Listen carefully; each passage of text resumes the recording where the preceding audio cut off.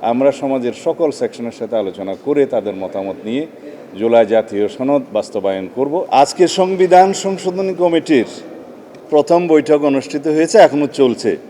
আমার আরেকটি রাষ্ট্রীয় জরুরি কাজ থাকাতে আমি এই মিটিংটি কন্টিনিউ করার জন্য মাননীয় আইনমন্ত্রী এবং চিফ হুইপকে অনুরোধ করেছি, তারা আলোচনা করছেন।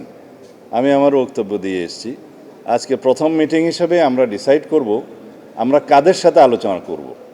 আমরা জুলাই জাতীয় সনদ পূর্ণাঙ্গভাবে বাস্তবায়ন করতে চাই এবং জুলাই জাতীয় সনদের বাইরেও যে সমস্ত মতামত আসবে সমাজের বিভিন্ন সেকশন থেকে, আইনজীবী, সংবিধান বিশেষজ্ঞ, শিক্ষক সমাজ এবং সাংবাদিক বন্ধুগণ এবং সমাজের আরও অন্যান্য ক্লাস যারা জুলাই গণ অভ্যুত্থানে অংশগ্রহণ করেছেন, সেই সমস্ত ছাত্রনেতৃবৃন্দ, বৈষম্য বিরোধী ছাত্রনেতৃবৃন্দ, সকলের সাথে আমরা আলোচনা করব।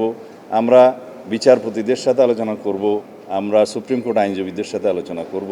এইভাবে আমরা সমাজের সকল সেকশনের সাথে আলোচনা করে তাদের মতামত নিয়ে জুলাই জাতীয় সনদ বাস্তবায়ন করব এবং জুলাই জাতীয় সনদের বাইরেও সমাজের যে সমস্ত প্রত্যাশা আছে থাকবে সেই সমস্ত বিষয়গুলো অ্যাড্রেস করব। এইভাবে আমরা সংবিধানের প্রস্তাবনা থেকে শুরু করে জেডআই ওয়াটার ট্যাঙ্ক দিচ্ছে আজীবন ওয়ারেন্টি। জেডআই ওয়াটার ট্যাঙ্ক, পানির সুরক্ষায় টেকসই সমাধান।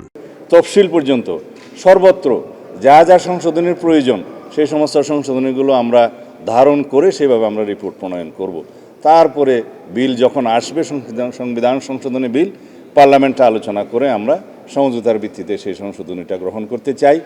যে সংশোধনী জনপ্রত্যাশা পূরণ করবে, বাংলাদেশের এই নবযাত্রা এবং রাষ্ট্র কাঠামোর যে আমরা বিবর্তনমূলক কার্যে যাচ্ছি এবং রাষ্ট্র কাঠামোর যে গণতান্ত্রিক সংস্কার আমরা করতে চাই, সেগুলো সবগুলো আমরা এখানে অ্যাড্রেস করব, ধারণ করব, যেটা আমাদের প্রতিশ্রুতি ছিল, আছে।